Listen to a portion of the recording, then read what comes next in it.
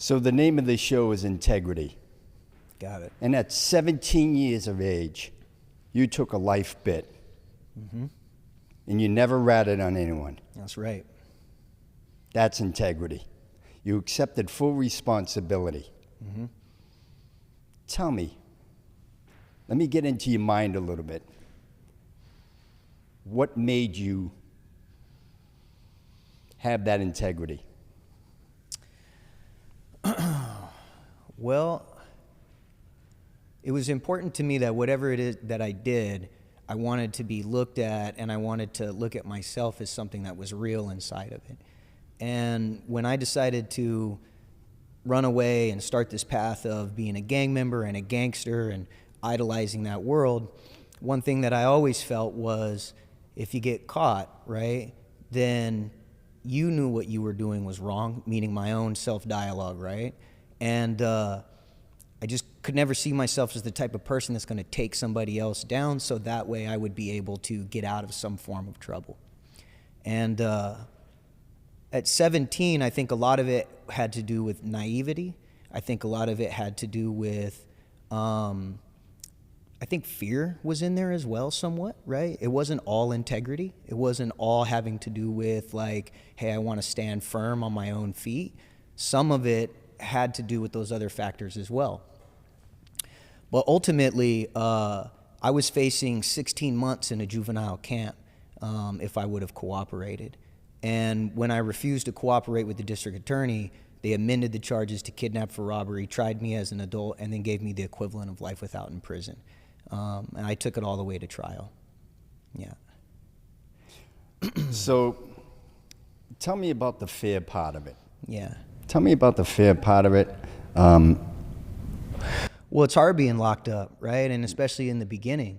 As a kid, I had never even been on probation before, so this was my first time going right in, and I was facing a life sentence right off the top.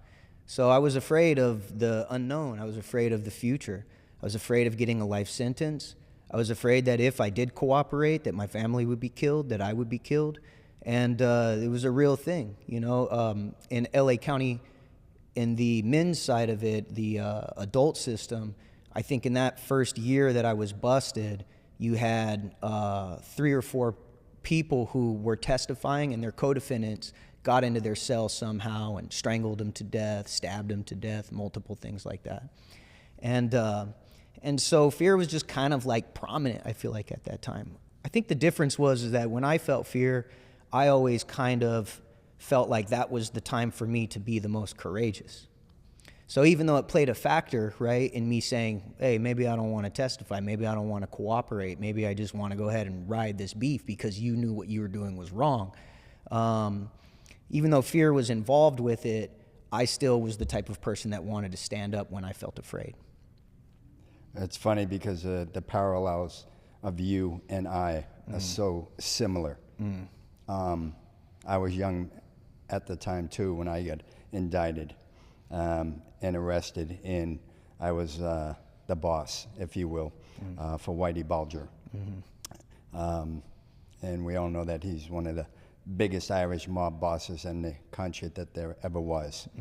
Unfortunately, he was a informant and a rat for the FBI, and nobody knew that, including me. Had I known that, I would have never even looked up to him or anything like that. Yeah. But when I got indicted and arrested. I never before had been, arrested or been on any type of probation or anything like that either. Didn't know what a jail cell really was. But I knew one thing.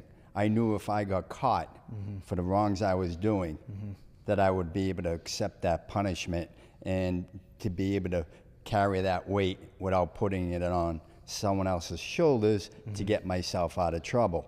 And as we all know, and you come from that world too, you just don't rat. You just don't rat, period. And I think that with even, yes, there's fear. Absolutely there's fear. There's fear in everything in life, right, that we do, whether it's legitimate or not. Right.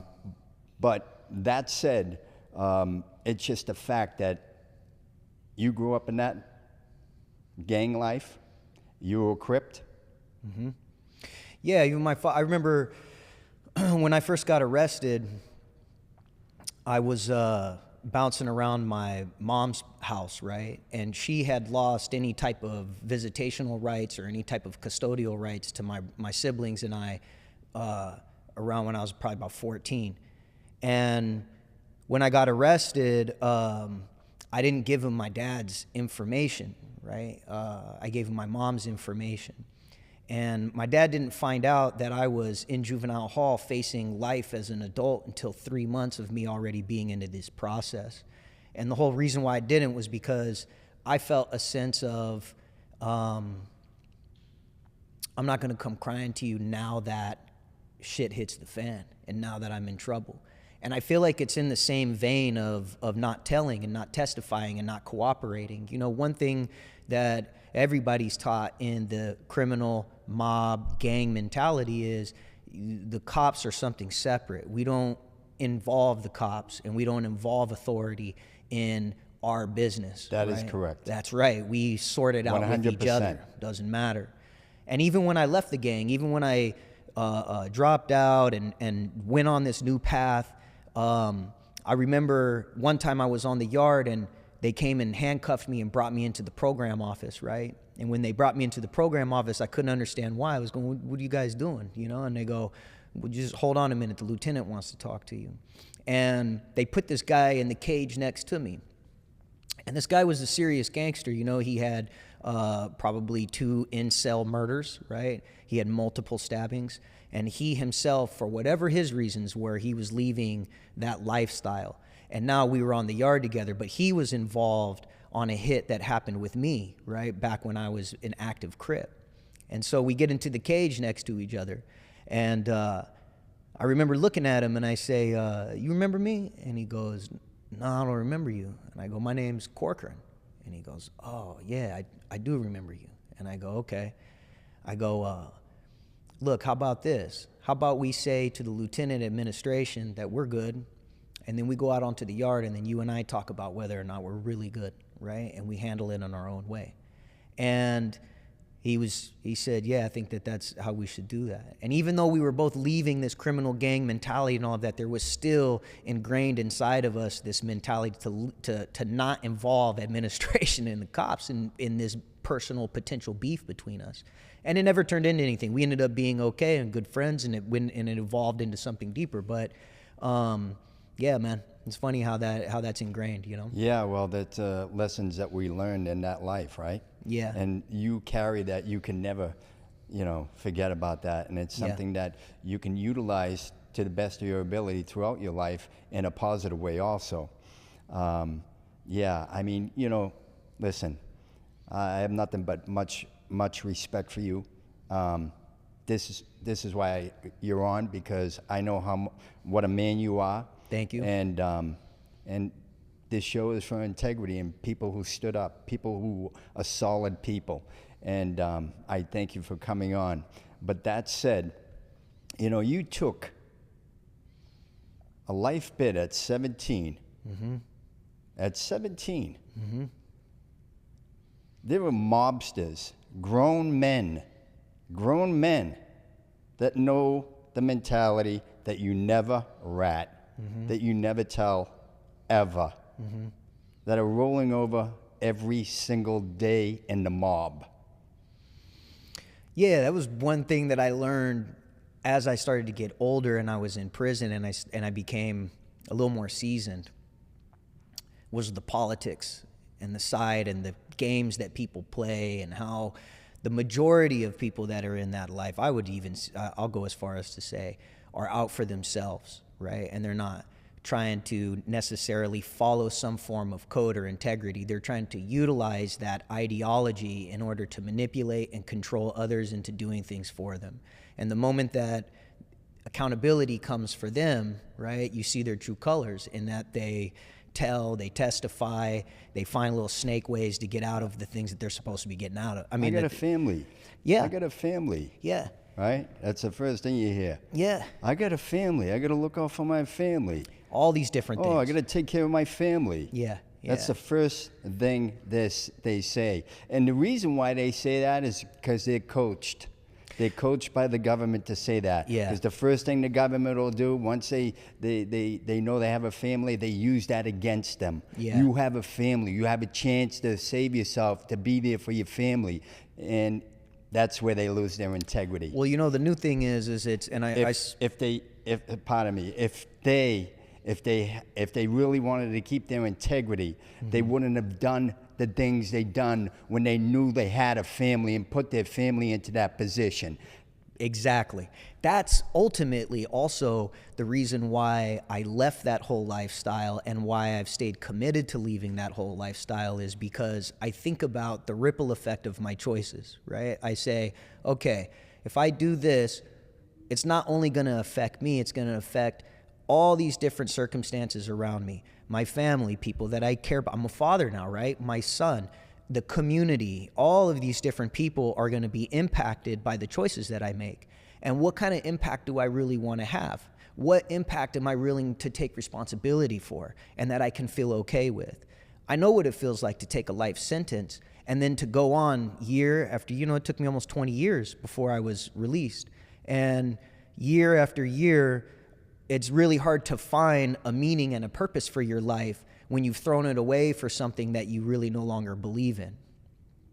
And, the integrity that I showed by holding my mud, by accepting responsibility in this warped fashion, right? Because I didn't go into the court and say, yo, I did it. I could have done that. I feel like true integrity, which is what I ended up doing when I came home, was I just said how sorry I was. I didn't implicate anybody. I didn't talk about anybody else. I didn't have to do any of that type of stuff. I said, yo, I'm sorry to everybody for having ever been the type of person that caused all this stuff right here, right?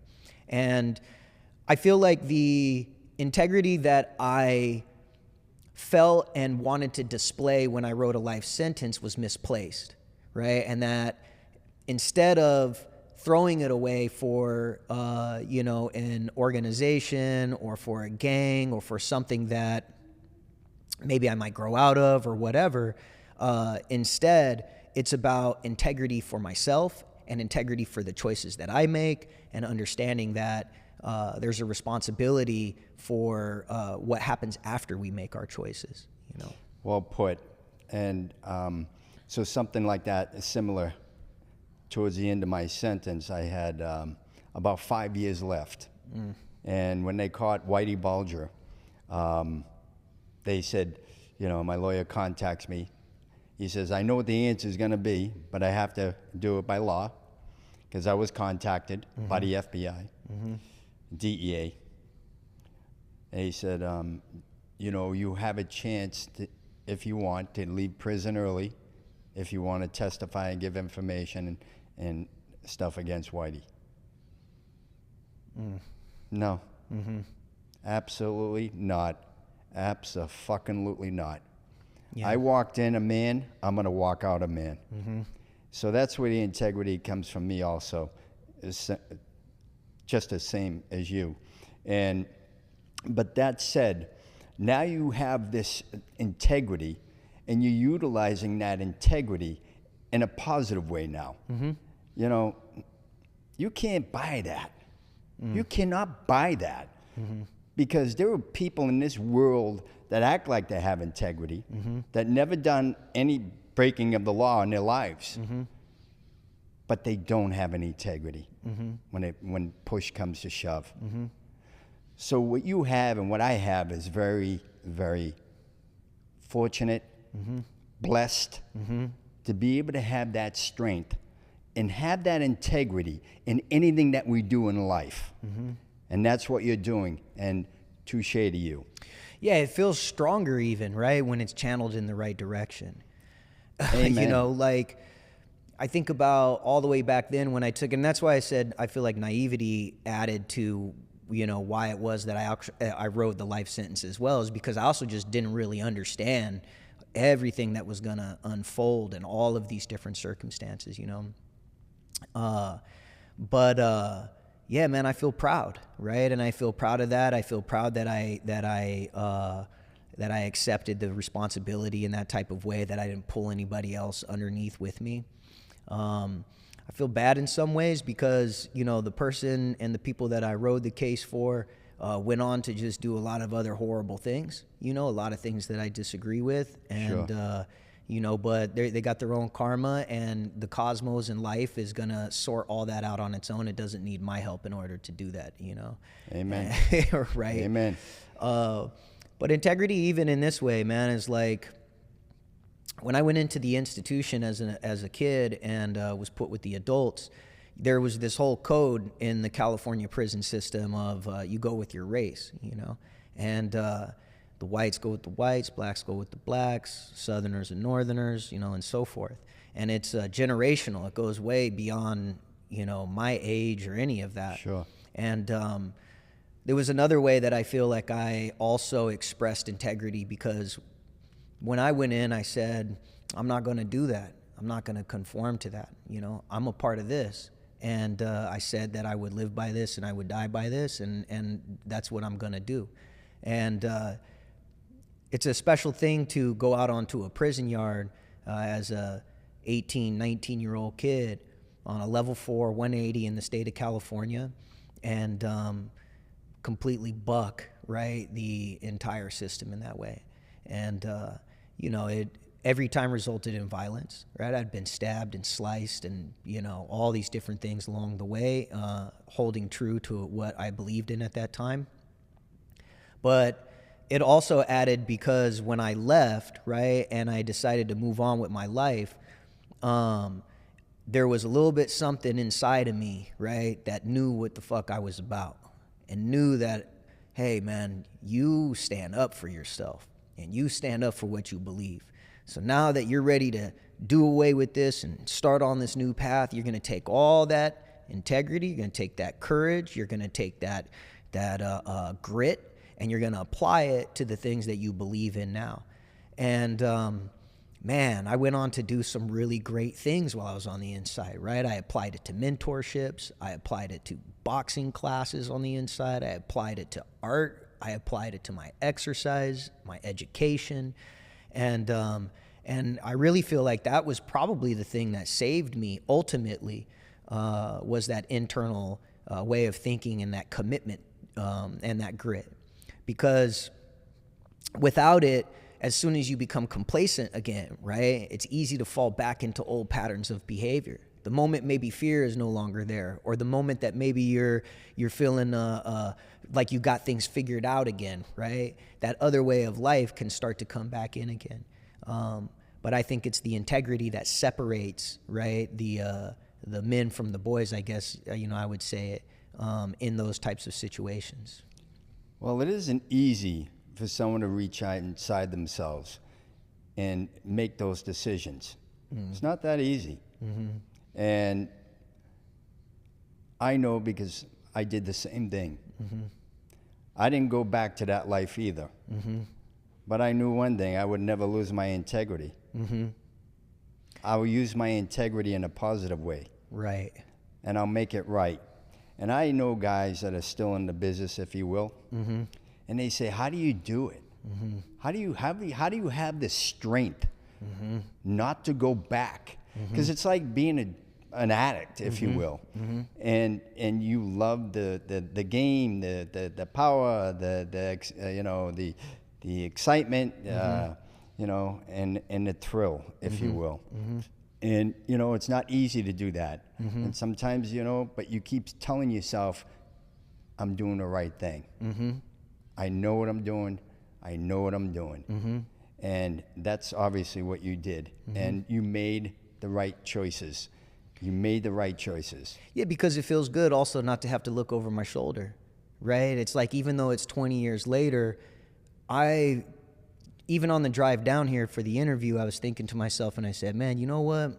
There's a Leonard Skinner lyric, right? And it says, I'm not looking for nobody and nobody's looking for me. And I love that saying, because it feels good to be on both sides of those things. One is that nobody's looking for me, right? Even the gang that I was from, Raymond, I'm not in bad standings with the Raymonds, right? In fact, since the original podcast that I came out on, there's been a outreach, a pouring of positivity, of saying, man, we're so proud of you, right? We're so proud of how far you've come and the things that you've done and all that different stuff. And even though you left us, right, you didn't really come from us. And so we're just proud that you were a part. You held everything down. You didn't take anybody with you or anything. And we're just glad to see your progress and who you are becoming as a man. And that feels really good as well. Sure. You know? I mean, I get it. I hear where you're coming from. Yeah. You know, I can walk down the street in Boston or anywhere and hold my head high, and people, you know, take a look and say, hey, there's Red Shea over there. Now that's a stand-up guy. And you know what? Touche to that. Yeah, we earned it. Yeah. We earned it. Yeah. But I have to ask you this. What's an Irish white kid? How does he become a Crip? I mean, really. Yeah. I mean, you know, it's amazing what we can accomplish when we put our mind to it, right? You got that right. I just wanted to be that. I felt like this. There's a few different circumstances. One is what was going on inside of me in my home, right? Which drove me out of my home. And my house was dysfunctional. There was an ugly custody battle going on. My dad was trying to do his best. My mother was, you know, committed to doing her worst, right? And the chaos in between made me just want to go, I'm out of here.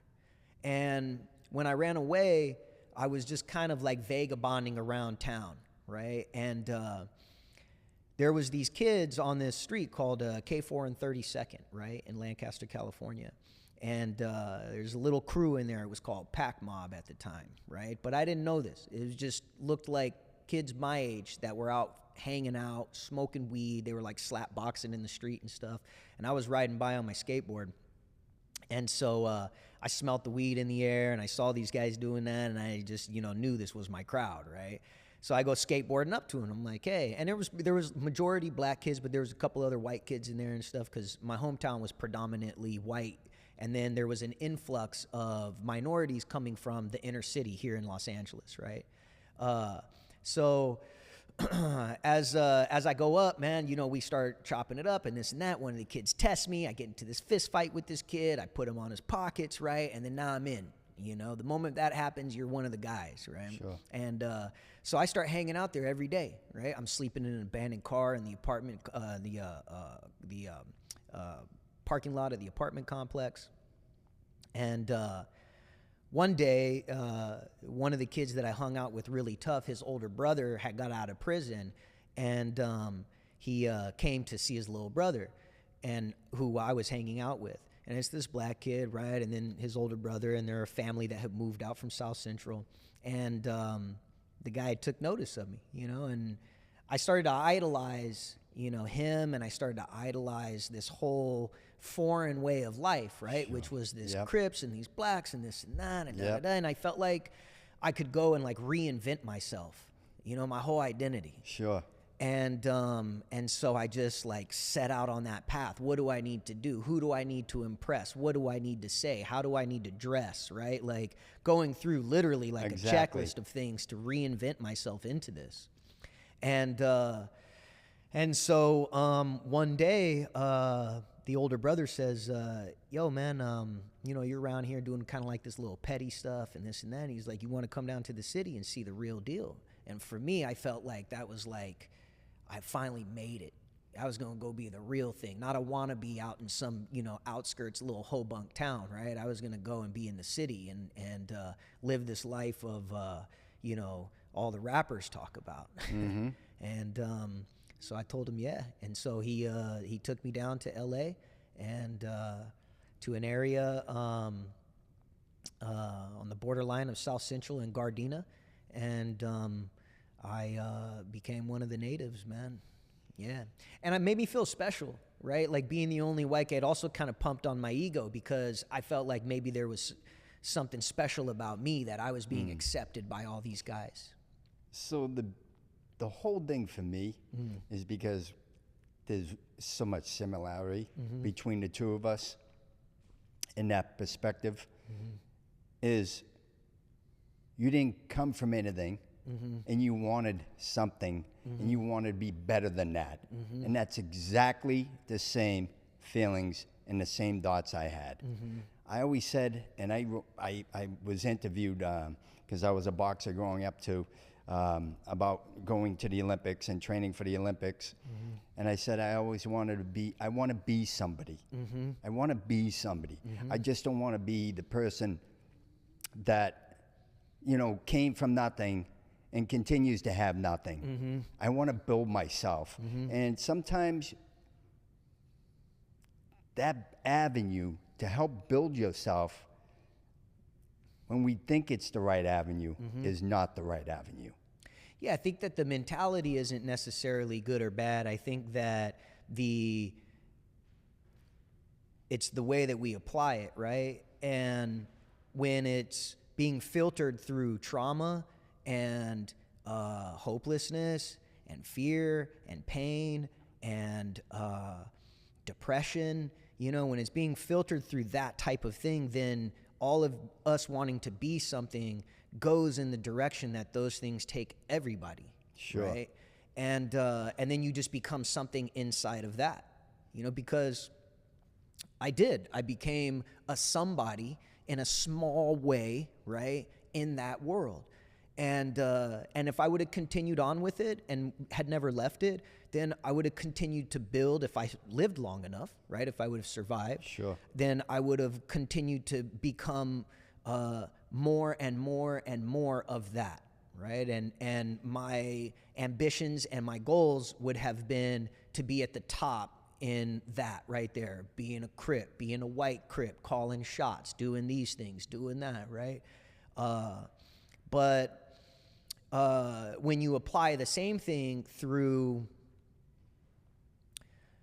integrity, through strength, through believing in yourself, through love, through empathy, through honesty, through trust, right? When those principles are applied and you say, I want to be somebody, and you grab onto that, and that's the thing that fuels you, then you go into that direction, right? So it really is a fork in the road based off of our experiences and whether or not we are coming from a place of trauma and hurt or whether or not we're coming from a place of healing and help. Yeah, exactly. That's why guys like me and you have big hearts. And that can be a vulnerable thing. Definitely. And put us in a bad position with people. Even today, even with people today that are not in the crime world, but because we have big hearts and we care. If we didn't care, we wouldn't be where we are today and have what we have, that integrity, if we didn't care. Yeah, we would have told and gone on and went our own way and continued on to just not care. And fuck everybody. That's right. You know? Yeah. Seriously. Yeah. So that's huge. That's huge. Not everybody has that. Yeah. That's a gift. Yeah. And I saw it in the same way. It's funny how it manifests too, because it doesn't only manifest when you don't care and you come from this place of only being self-centered, right?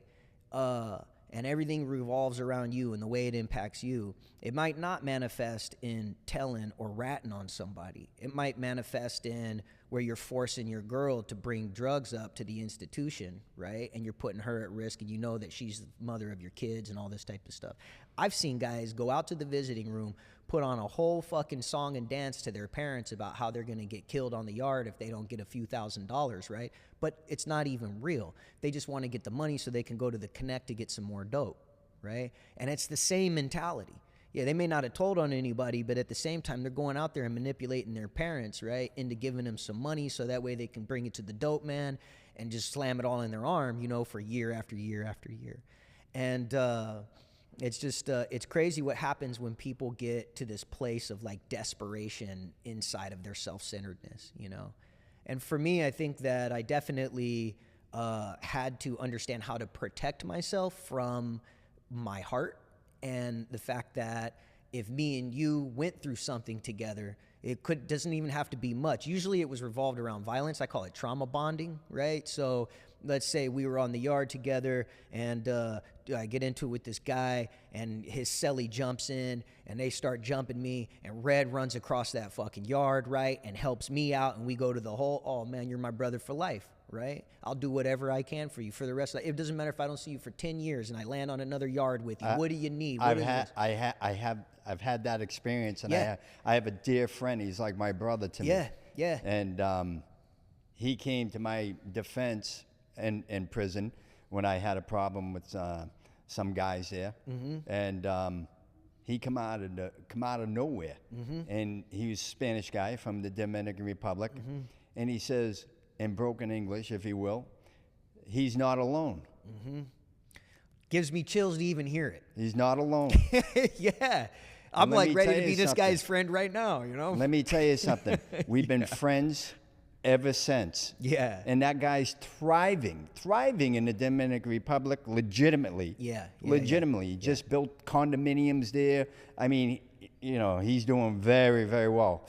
You know, so if I go to the Dominican Republic, which he's always offering and telling me to come on down, all I have to do is pay for my plane flight, and that's it for me and my wife. My wife has spoken to him, and he's got, I don't know, 10 kids running around at the same time. You know, but he's a beautiful man. And there's not many. When you meet someone like that, especially coming from where we come from, that's willing to put himself on the line for you out of nowhere, and he doesn't even know you that well, that's a gift from God. Totally. But here's the other aspect to that. The other aspect is that I realize that there's also people that look for an opportunity to be able to ingratiate themselves with you, so that way they can then receive all the benefits of your big heart, when really they're not actually in it for that reason. They don't have that same heart that your Dominican friend had. Absolutely. There's a guy, it's easy to run across that yard and get into a 2-minute skirmish of exactly. whatever it is. It's hardly 2 minutes, 30 seconds more. Exactly. We really talk about the time, you know? So before response and tear gas and block guns and all that type They're of shit. hitting the deuces. That's alarms. it, right? And it doesn't actually take that much to do that. Right? It doesn't take that much to run across that yard and put yourself at risk if you're a calculated person and you realize that you might be able to ingratiate yourself. Well, there's many of them. There's so many of those, and I had to and learn how to there's discern. many of them in the non-criminal world, if you will, even today. That's right. There's many of them out there. Let me tell you. Oh man, it's brutal. It's brutal. Society can be brutal. Really, I got love for this guy, man, because he's an old Italian guy from New York, right? Started a boxing club out here in L.A. years and years ago. He's trained with everybody, knows everybody, both in the competitive fighting circuit and in the fitness industry, of like celebrities that box and all that. And I just saw him the other day, man, because he's one of those guys that kind of like just somehow does things that always benefit him, but that fuck you over in a certain sense, but you kind of like him anyways, right? He has a personality that you don't care, and you go, oh, fuck it, that's just how this guy is, right? Yep. So anyways, when I first came home, I was looking for work. You know, I didn't have a job, and I didn't know what I wanted to do, and on the inside, I was my primary thing was I was an artist. I was a tattoo artist, and I had art shows on the outside with my portraits and all these things, and a curator. And so this my support network on the outside thought that I would come home and I would dive into fine art, and that they wanted to like get me into the Fine Art Institute in Pasadena and all these different things. But when I came home, man, I could not be inside for hours and hours out of the day drawing in the way that I did while I was, incarcerated. I wanted to open the door, and I wanted to smell the air, and I wanted to be out in the sun and just be free and, go look at girls and do this and do that and all the different cool shit, that we dream about. So I get it totally. Right? And the thing is this. I used to get so many magazines and stuff like that, updated magazines, so I could keep up with the times, if you will, and say, wow, I never had a martini before, but I really like to have a martini. Right. This is a good-looking drink. I'd like to try to experience that. Not that I'm a huge drinker, but I like to indulge. Yeah. And I'm like, wow, I'd like to try this martini, or I'd like to try this type of food. Yeah. I'd like to travel here. I'd like to travel there. But that's that prison mentality in keeping your mind fresh. Totally. With what's happening outside when you're missing it. That's right. It's I feel like it's important because it's the only way for me as a kid, it was the only way that I was able to like dream and envision a future that, that seemed like, hey, that's in these magazines, it's obtainable. If only I could be home, or if only I could do this type of thing. And eventually I was okay with being incarcerated, because sometimes comparing it to what it could be would strip away the joy in the present, right? Correct. And I wanted to just feel good about the present, sometimes. So, but when I came home, I couldn't pursue art in the same way. Not what it takes to make a living out of it. You got to be just doing it and grinding away at it and stuff. So, so I started looking for a boxing club to go to, and this is right after the pandemic and all of that. So a lot of the clubs were closed, so anyways, I find this spot in the valley, and it was one of the few that had a ring in it. And if it doesn't have a ring in it, then is it a boxing club, or is it just a fitness club? I used to do it in the street. Forget about me it. too. I throw the gloves on. I throw the gloves on right in the street. Hey, let's go. Let's go right in the middle of the street in Boston. Well, I still love that too. I mean, I did it anywhere. Yeah. So anyways, I go inside, and I'm there, and I start to use the equipment that day. There were some guys sparring in the ring, and the owner of the club, the old Italian guy, he was watching them spar and coaching and everything like that. And so he lets me use the equipment while he's waiting to talk to me, right? And he doesn't know me from anything. I'm just another guy coming in from the streets. And so I start hitting the bag, and people start asking me questions about where do I train, and did I fight pro, or did I do this, or did I do that? And so I started to feel weird and cagey about not answering their questions. And so I just told them, look, I just came home like 3 weeks ago, right? And I'm just looking for a place to train and this type of thing. So they loved me, right? And they were like, look, you don't have to worry about paying a membership. You don't have to worry about any of that type of stuff. We just want you in the club, and we like your energy, and we want you to do something good, right? So I was like, great. So I start going there all the time, and I'm hanging out. I'm using the equipment, and then I start realizing, like, oh man, there's like, dirty wraps everywhere and stuff like that. So I start taking the wraps and washing them and rolling them up and putting them away, straightening up the gym. I start sweeping. I just start helping out, realizing, hey, I'm here to contribute, not get a free ride. Right. Yeah, sure. So the old guy that's the integrity. There's the integrity. There it is. Yeah. So the old guy sees it, and he starts to take notice of it, and he starts to like it, and then I remember I was living with my parents at the time, my stepmom and my dad, and I come back one day from the club, and I say, I think the owner's gonna offer me a job there, right? And they go, why do you say that? I go, I don't know. I just feel it, and I think he likes me. And so they were like, okay. Well, sure enough, he does, right? He didn't know that I had trained people on the inside. He didn't know any of those types of things. And then that came out about a month later. I start helping out. And once he had that, it was gold. Man, this guy started running me. Classes at like 6 a.m., classes at 8 p.m., Next thing you know, he's dropping the keys in my hand. He's like, hey, I'll be at the bank. I wouldn't see him for 3 days, right? He's doing this, he's doing that, and da-da-da. And I start telling him, hey, man, I got to be put on a payroll. I have no financial record. I have no adult history. Mm-hmm. I've never had a credit card. I've never had a driver's license. I've never had a fucking bank account, any of these types of things. So I need to be put on a payroll to start like moving forward with my adult life. Yeah, Tyler, we're going to do that. We're going to get it all straightened out. We're going to do this. 1 month turns into 2, 2 months turns into 4, 4 months turns into 6, right? Membership has tripled. That club was popping, man. You took the words out of my mouth. The question I was going to ask you. Yeah. How much more did the membership rise from that? Well, you see, it did. It tripled, and it was a very popular club since I was in there, but it required me being in there from 6 to 9, opening it and closing it. And I started to feel like, hey, man, I feel like, I'm appreciative for you letting me be here and all of that, but I'm getting paid like $14 an hour under the table. You won't even put me on a payroll, and all this stuff you're telling me, right? It sounds good, but nothing's actually coming to fruition.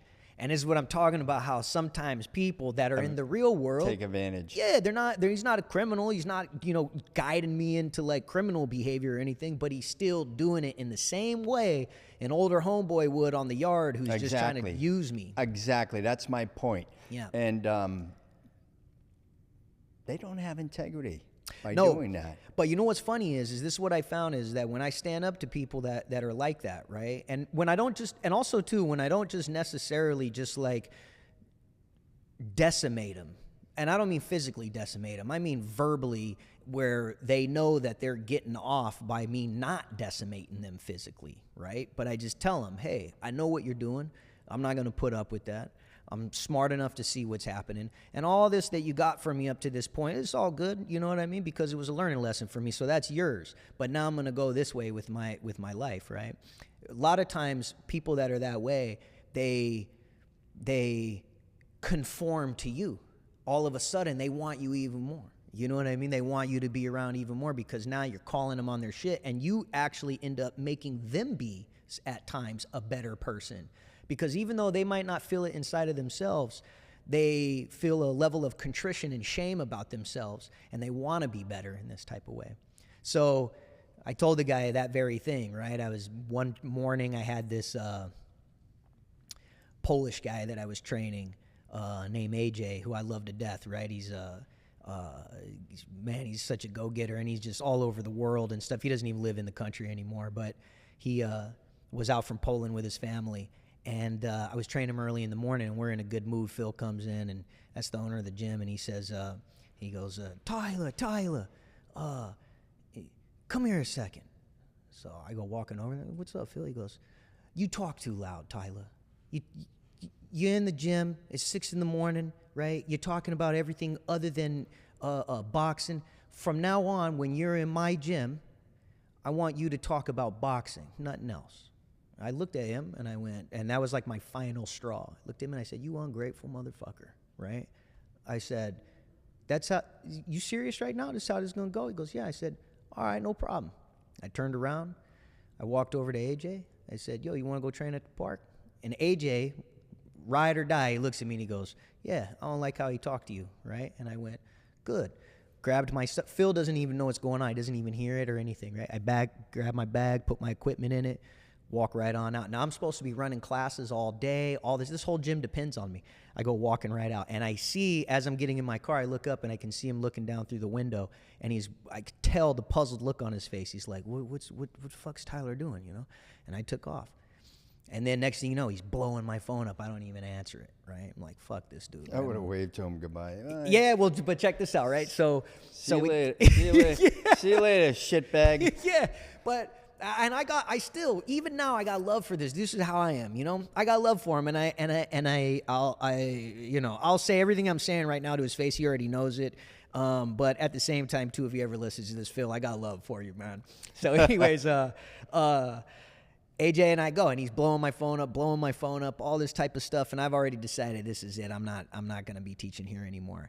And but I was broke enough, right, that I left my lunch in the fridge at the gym. So I said, you know what? I'm going back to get my fucking lunch at least. I'm not going to go out here and buy some more of this and that. So I go walking in, and Phil's in the room, right? And it was like a straight up scene, because when I go in and I open up the fridge and he goes, oh, Tyler, can I talk to you? Can I talk to you, please? I said, not now, Phil.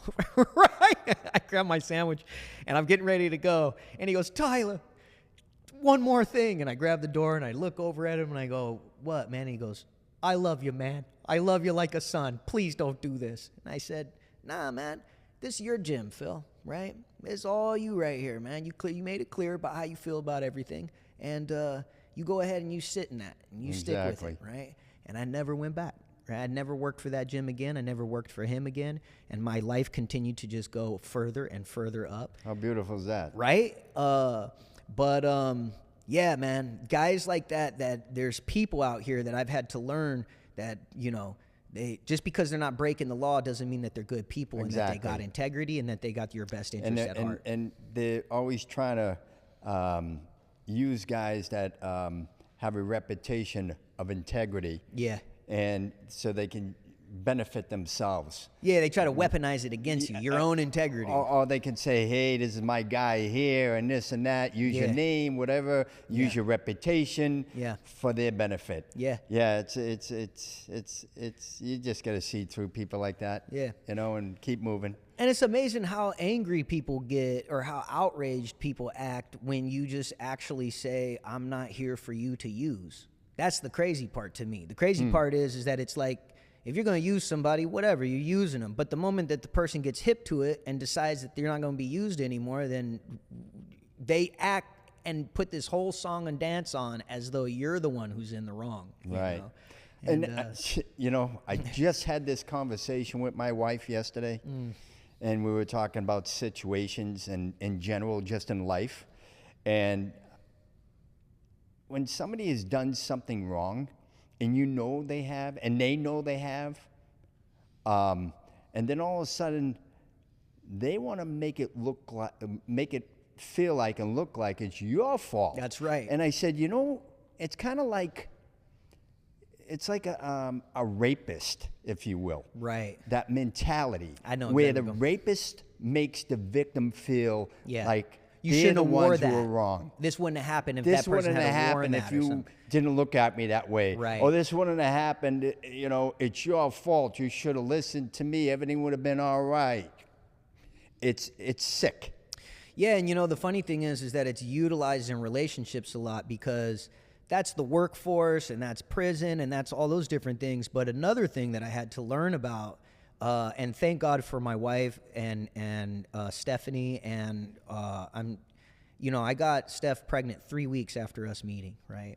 And I was already in love with her so much that I just didn't care. You know, I didn't feel this panic in the way that I would have if it would have been some of the other women that I had been with. And but up to Steph, and having come home, man, there was a lot of different women that were pulling at me in a lot of different directions.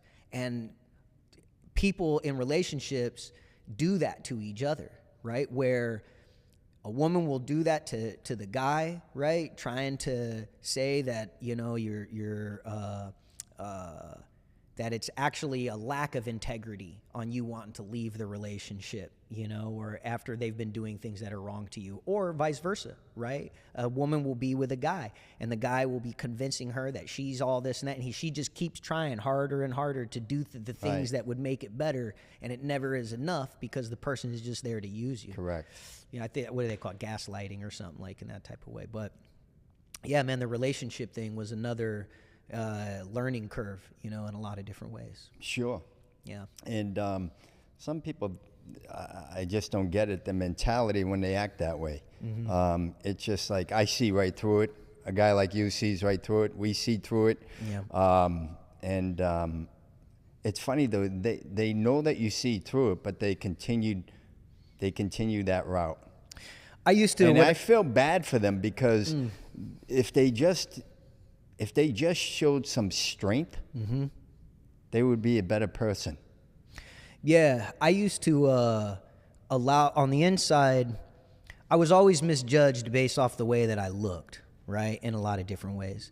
I either looked really young, and then at other times people thought I was kind of like a pretty boy in a certain type of way, right, and they didn't really expect a lot of the strength behind who I was and how far I was willing to go, you know. Sure. But one of the things that I started to use was the way that I looked to my benefit. And what I mean by that is on the inside, I would allow people to continue to think that way, and I would even play to even be that way to see how a person's true colors were going to be with me. 100%. Yeah. Well, in the boxing world, I used to love that. I used to love it as a fighter. Yeah. I would love to see them look at me and say, oh, this kid's a young kid. He's a baby-faced kid. Mm-hmm. But little did they know. Mm-hmm. And I would love them to underestimate me. Yeah. I thrived off of people underestimating me. Same. Continue to underestimate me. That's right. And I'll keep smiling. Yep. That's right. Okay. And I'll thinking keep smiling, completely different. But guess what? Right. Be careful. Yeah, because it's a thinking man's game. That's the other thing that I learned too, by being a smaller guy and being young and getting busted and being an only white guy from a black gang and all this type of stuff. Was I realized it's a thinking man's game. You got to think your way through in order to be able to survive in the right way. That is correct. And because it doesn't matter how tough you are, it doesn't matter how good you could throw your hands, any of that type of stuff. So flying under the radar like that and allowing people, and then being able to get kind of the surprise on somebody. And then in some situations, once the situation takes place, and they realize who you are, as a person, it's like, oh man, geez, I didn't know that. Oh man, you know, hey, sorry about that. You know, I didn't mean it. You know, guess what? Yeah, too late. Too fucking late. Too fucking late. Too and late. Guess what? Yeah. You just learned a lesson. I taught you a lesson. Yeah. And I had this another conversation the other day about I'm good at exposing people's characters and who they really are. Mm-hmm. And though they might talk a good game, they might even act a good game sometimes. Saying they have great strength and integrity. But you just know somebody. You know deep inside that person somehow, some way is bullshitting. Yeah, your instinct kicks in. Just bullshitting. Yeah. And, you know, you give them the chance. You give them the rope to hang themselves, if you will. And eventually, it might take a little time, but eventually it comes out, and you learn who those people really are in the end. Well, it is about it's about patience for me with everything. Yes. You know, I'm content to just let things be how they are, give people, especially now, actually, when I think about on the positive side of that, right? I go into situations and I think right off top, I just go, you know what? I'm just going to believe and trust what this person is saying, right? It's not that I'm going, I don't think, but what gives me that level of confidence is that I pay attention to what people say and I pay attention to what people do. And so if this person isn't who they say they are or isn't about what they say that they are, eventually it will come out. And that I don't need to spend time trying to trap somebody into discovering who they are. Time will reveal itself. Exactly. And you're smart enough, Tyler. You just let the course. You just take let it itself. all do its own thing, Yes. and then now I love. It'll come out. It'll come out. And I love now practicing this old Irish exit, man, where once I start to see the thing, I don't even make a ripple when I'm out of there, man. I just slowly get out that side door, man, and I'm gone. My wife is great at that, by the way. Nice. Yeah. She's great at that. Yeah, it's such a benefit. She's not even Irish, but she knows the Irish exit well, let me tell you. Slowly just slide out there, because that was the other thing too, man, is like I started to appreciate having the smallest amount of ripple as possible. That was a huge portion of me leaving this whole identity as a white Crip. I got so sick of the attention of being the white Crip all the time. I land on a yard, that whole yard's talking about me, right?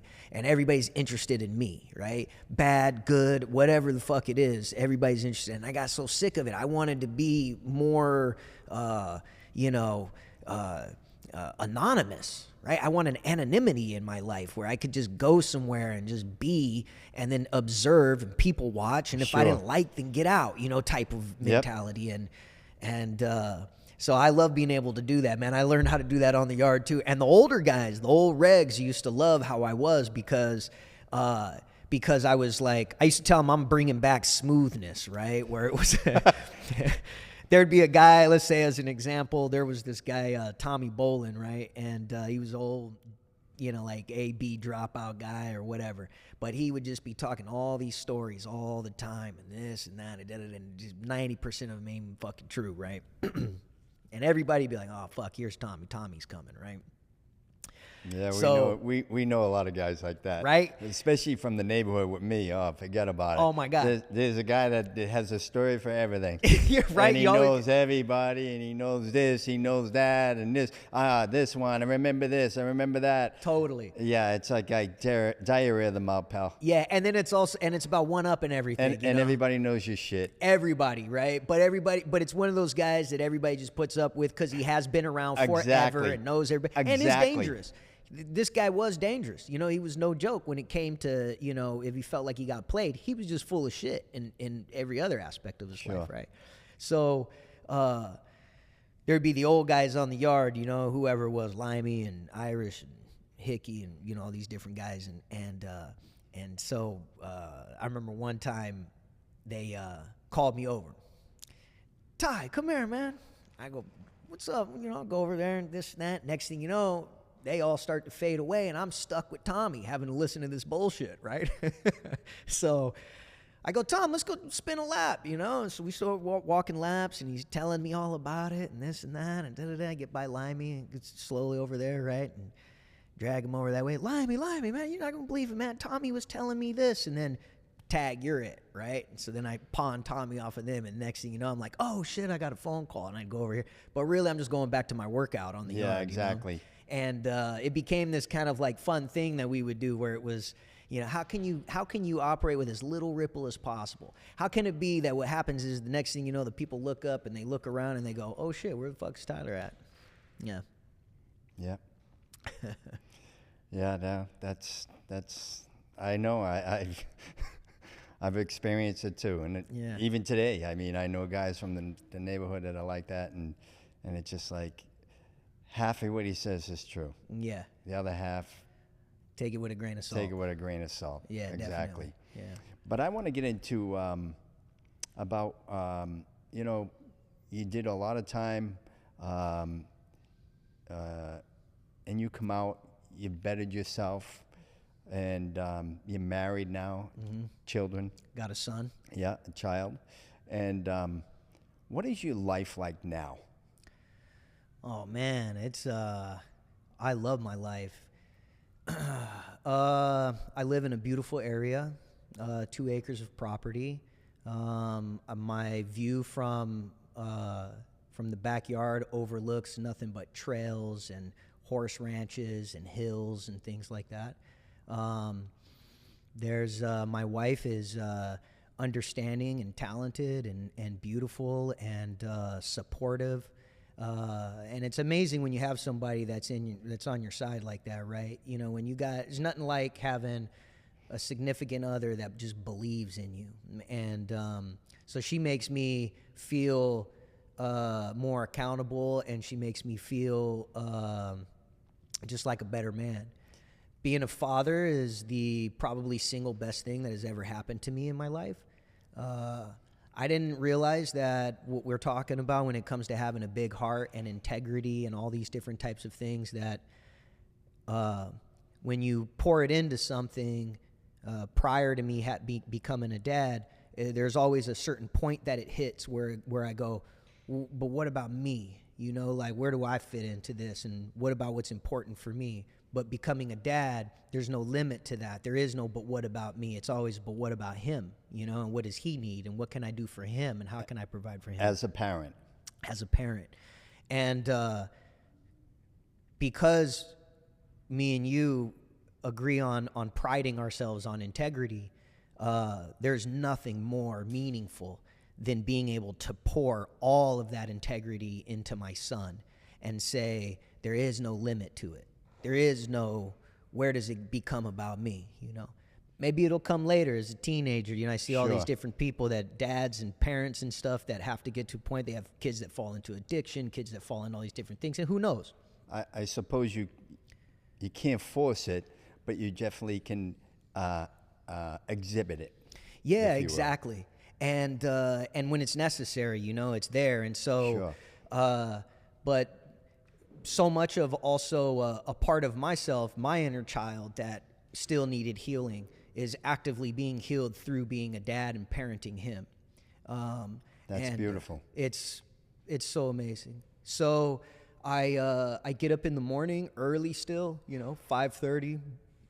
I work out, but I go out to my gym on my property, I get to go into a shower right afterwards. I don't have to wait on a shower line or a shower call or worry about a lockdown. Oh, yeah, I hate lines. Right? I don't even wait any line, nowhere. I do not. I hate that. Yeah. Ever since, being in line in prison and waiting for your food and All the chow that. hall and everything else, and what have you. Yeah. Everything's a line. I travel. I never traveled before as a kid, and we just got back from about 7 months of traveling all around the country. We went from California to North Carolina, stopped all along the way, Flagstaff, Santa Fe, soaked in hot springs and Taos, landed in the Blue Ridge Mountains in North Carolina, hung out for a month, jammed from there, was nomadic for about 7 months, and Awesome. It was amazing. Went all Awesome. through Boston, right? Because I went up to Portland, Maine. Oh, and then yeah? on my way Yep. down from Portland, we stopped in Boston and Awesome. stuff like that. Yeah. And then all the way down to Miami, diving into the ocean in Miami was amazing. Stayed out there for a few months. So my business was supplied through Miami, if you will, back in the day. Yeah, yeah. And the runs from Miami to Boston monthly. But I always loved Miami, jumping into the water in the Yeah. ocean. And the first trip that I was able to take to Miami after I got home, I was like, after all those years, and I was like, I'm back, right? Yeah, I'm yeah, back. yeah. I made it back, right?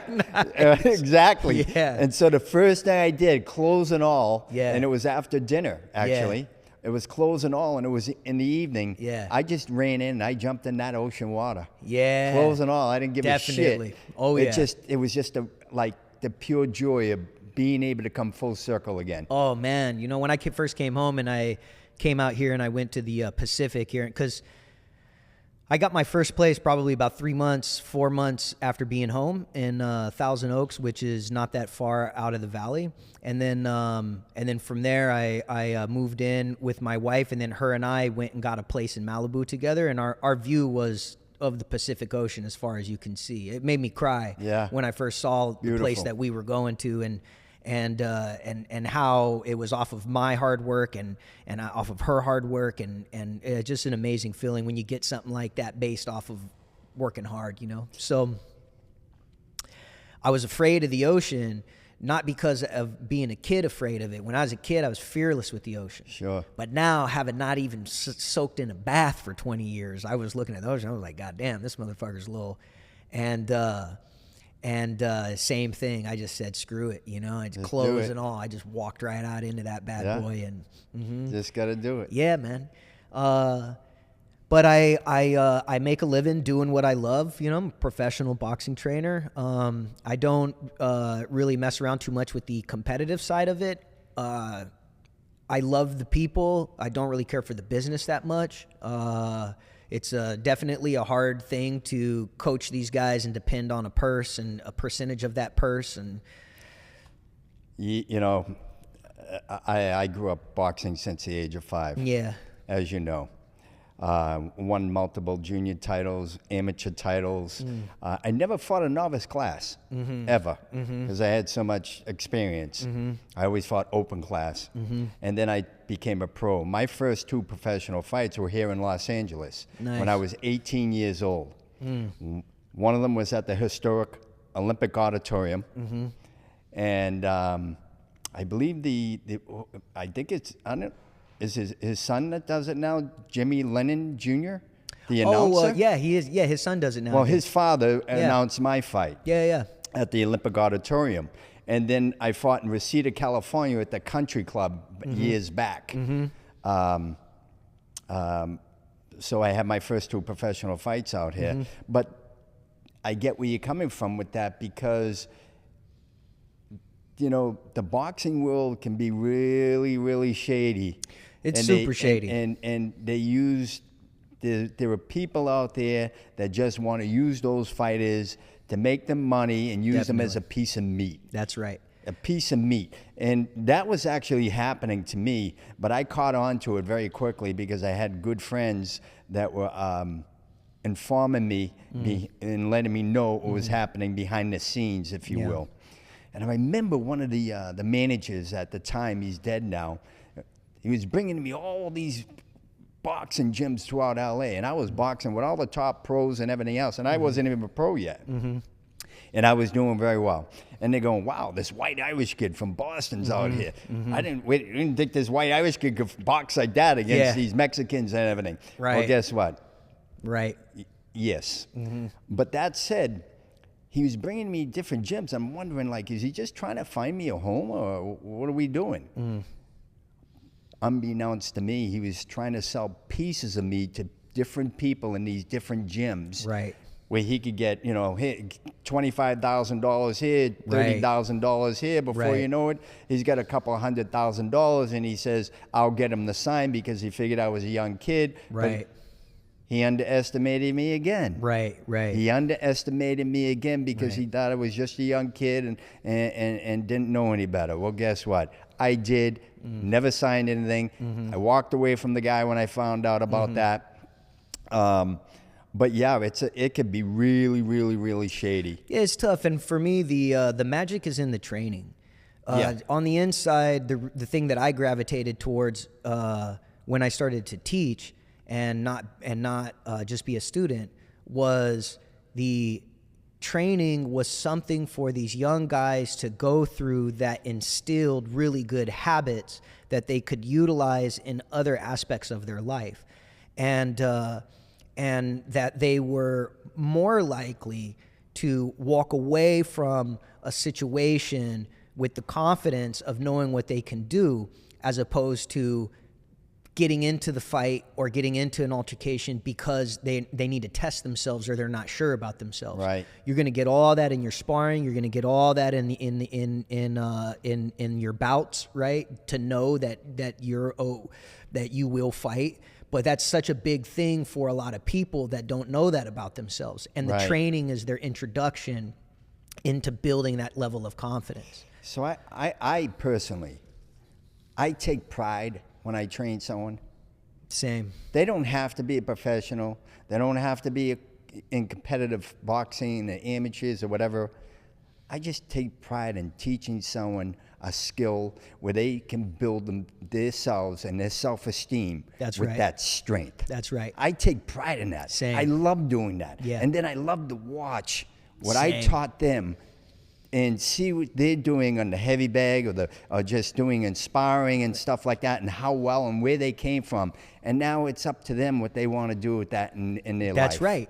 And that's so beautiful. I tell everybody, because I'm expensive, and I work with a lot of celebrities. I work with a lot of professional athletes in other fields like NBA and NFL and all of that. And I love working with the professional athletes. It's a privilege to be able to work with people that have that level of focus and athletic ability.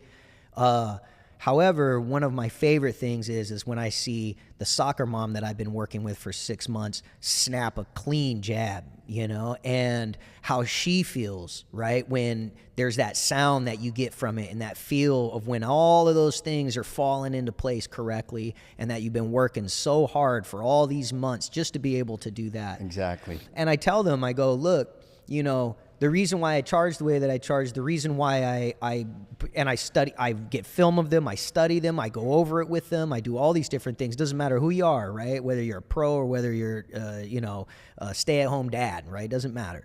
But the reason why is because I say you're learning a skill that you're going to take with you for the rest of your life. Exactly. Way past me. And anywhere in the world. Exactly. And when you know that you're doing it right, you're going to feel it. You're going to feel that you're doing it right. And it's like learning an instrument. It's like learning a new language, right? It's a tool that you're going to take with you. And it's not something that I am the gatekeeper to your knowledge with this, Exactly. Yeah. It's I get a lot of joy out of doing that and giving that ability to them to make themselves stronger in their lives. Yeah. And funny thing is that, so I start a lot of youth programs, right? And I've always been, ever since I was a kid, always was really good with kids. And so I start youth programs, at various places, and I love working with the kids. And it was funny because one time in Calabasas. I'm teaching a class, and one of my students comes running in there, and he's like, Coach Tyler, he's crying, right? Coach Tyler. And I calm him down. I go, well, hold on a minute, man. What's going on? What are you crying about? I just got jumped. What? You just got jumped? Where you get jumped at, man? All around the corner. And so, before I get worked up or anything, I say, was it other kids, or was it an adult, or was it other kids? And he goes, no, it was an adult. So I'm like, oh, okay. All right, this is some serious shit here, right?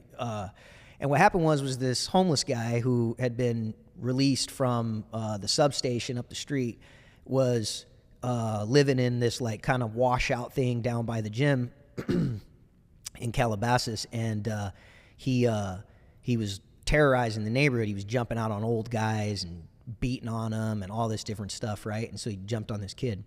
And so the dads, they run out, right? And so I'm the one that keeps the cool. I calm the gym down. I calm the class down, right? I calm the parents down, right? The police get called, right? I got to talk to them. I got to talk to, and then news reporters start showing up because this guy had hit a grandfather. After Nathan, he had punched a grandfather, and then he had kicked this newborn baby stroller over that had a newborn in it, right? Just straight, mental ill. Yeah, I was going to ask you that. Or a piece of shit. Had to be like completely. He was out completely of their mind. mentally ill and that type of thing. I'm assuming. I don't know. I never seen the guy, but they caught him and all that. And whatever. I don't know what he did, right? But I don't know what happened to him.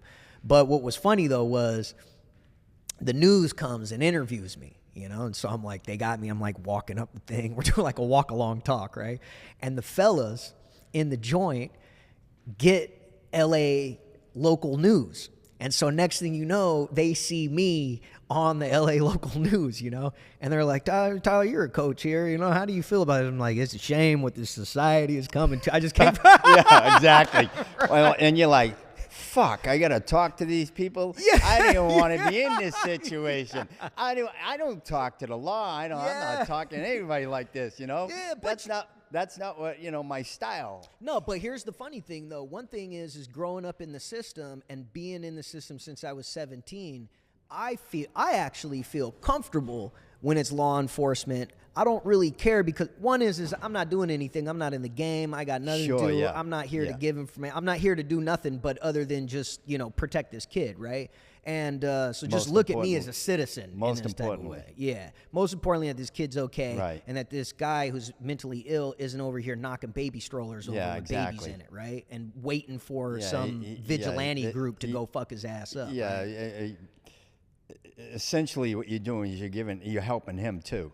Exactly, right? So, but the funny thing is that when it comes to law enforcement, and I've had it where I got into a car wreck. It was like a totaled a Ford. It was the other guy's fault, but I had the officer show up, and it was funny how I understand how to communicate with law enforcement. And what I mean by that is there's a certain way that law enforcement interacts with people and society. And a lot of people in society who have never come into contact with law enforcement, the first time that they do, they don't know how to act with them. They don't know how to lock eyes. They don't know how to make eye contact. They don't know how to do all those different things that lets this cop know, look, I'm just here to help with the situation, and then I'm fucking out of here. I'm not here to, And so I always thought that was interesting, and I would think about why that was, and I accredit it to because essentially I was raised by staff, right, since 17. Sure, yeah. Yep. And I also don't demonize law enforcement in the way that I used to when I was a gangster, right? Sure, yep. The reason why is because some of the most pivotal and transformative moments in my development growing into a man while incarcerated was when correctional officers, there was a few inside of those years that treated me like a normal kid, right? And that talked to me in the same way that my dad would talk to me, or that Red, who's an older guy, would talk to me, right? Or how a reg on the yard would talk to me, right? And it made me also feel a little bit more accountable because I didn't want to let them down too. Sure. Again, the similarities and the parallels are the same. I remember when I walked outside of prison for the last time, there was a God, his name was Kennedy, and his last name, Irish, of course, and he was a decent guy. Yeah, he was a God, but he was a decent guy. He always showed respect. And one of the things about me being in prison was this was through the lieutenant's office and all the staff is that you need to show this guy respect. So that said, if you show respect, it's mutual and it can go a long way. There's one thing I want to thank you for coming on the show. Thanks, man. But I just want to ask you one question. With all the adversity that you've gone through in your life, could you just please give some advice or some remedy or some help or something good to the audience that could help them in their troubles and adversities?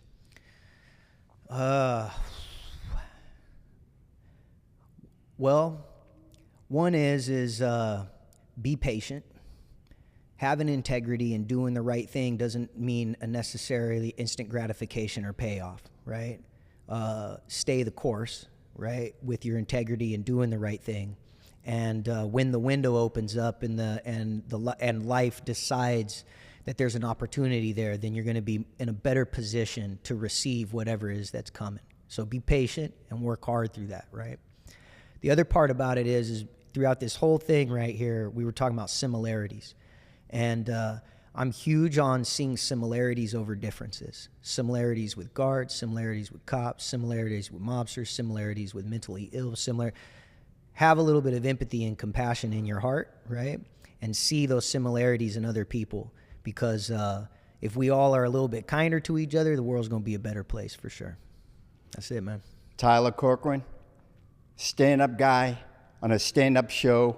I can't thank you enough for coming on, because it's people like you that are going to make this show thrive. Thanks, man. Thank you. Yeah, you got it. Thank you.